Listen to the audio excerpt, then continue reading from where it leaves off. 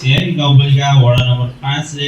आयोजना गरेको पानदेखि अभिमुखीकरण कार्यक्रममा आफू भाग लिन पाउँदा आफूले आफूलाई एकदमै भाग्यमानी ठानेको छु। यस कार्यक्रममा आएर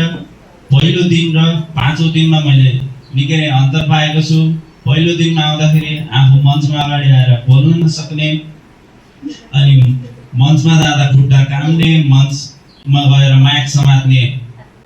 तरिका नजानेको थिएँ र त्यसपछि पहिलो दिनमा आएर सरले सिकाउँदै जाँदाखेरि खुट्टाको सेप कसरी राख्ने, माइक कसरी छोप्ने र दर्शकहरूसित आई कन्ट्याक्ट कसरी गर्ने भन्ने कुराहरू सिकेर आफ्नो परिचय पनि दिन नजान्ने म पाँचौं दिनसम्म आउँदा परिचय दिन जान्ने भएर र सफल कार्यक्रम उद्घोषक हुन सक्ने क्षमताको गुण बोकेर जाँदैछु र कार्यक्रमलाई कसरी सञ्चालन गर्ने, कार्यक्रमलाई छोटकरीमा मिठो तरिकाले कसरी समापन गर्ने र कार्यक्रम उद्घोषकले के कुरा गर्न हुँदैन, उद्घोषकले के कुरालाई विशेष पालना गर्नुपर्छ, नियम अनुसार कसरी कार्यक्रम सञ्चालन गर्नुपर्छ र सम्पूर्ण उपस्थितिलाई कार्यक्रममा कसरी सामेल गर्नुपर्छ भन्ने कुरा सिकेको छु र निकट भविष्यमा आफ्नो यस सिकाइलाई मैले आफ्नो गाउँ, टोल, समाजमा र राष्ट्रको कुनै पनि कार्यक्रममा म कार्यक्रम उद्घोषक बन्न सक्छु भन्ने आशा जागेको छ र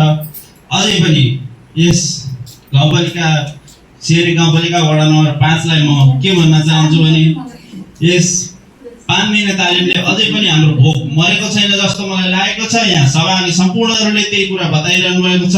र आगामी सालहरूमा पनि यस कार्यक्रमलाई 5 दिनबाट 15 दिनसम्मको लम्बाएर अझै पनि निखारता सम्पूर्ण सहभागीहरूमा अझै पनि निखारता ल्याउन सकिन्छ भन्ने मैले आशा राखेको छु र बिस्तारै अन्य कार्यक्रमहरू पनि आओस् र सालमा एउटा दुईटा मात्र कार्यक्रम नभएर महिनै पछि सम्पूर्ण वर्गलाई लक्षित गरेर, युवाहरूलाई लक्षित गरेर,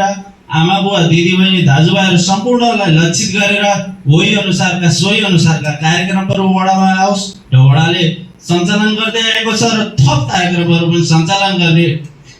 वडालाई मैले जानकारी दिए र युवा लक्षित अबको समय भनेको युवा लक्षित छ र युवालाई पनि विशेष सहभागी गराउनु पर्नेछ। युवाहरूलाई पनि सूचनाको प्रवाह राम्रोसँग दिनुपर्नेछ र युवाहरूलाई पनि वडा टिमले गएर जागरुक बनाउनु पर्नेछ र युवाहरूलाई सम्मेल गराउन वडाले निकै नै राम्रो भूमिका खेल्नु पर्नेछ भन्दै आगामी दिनमा यस्ता कार्यक्रममा अझै पनि सहभागी हुन पाऊ र आफ्नो महत्त्वपूर्ण समय यस कार्यक्रमलाई दिएर यहाँबाट सिकेका कुराहरू माझ पनि राख्न पाऊ र राख्ने छु भन्ने आशा राख्दै मेरा 2-4 शब्दहरू यही अन्त्य गर्न चाहन्छु। सबैलाई मेरो नमस्कार। हजुरहरूको दिन शुभ रहोस्।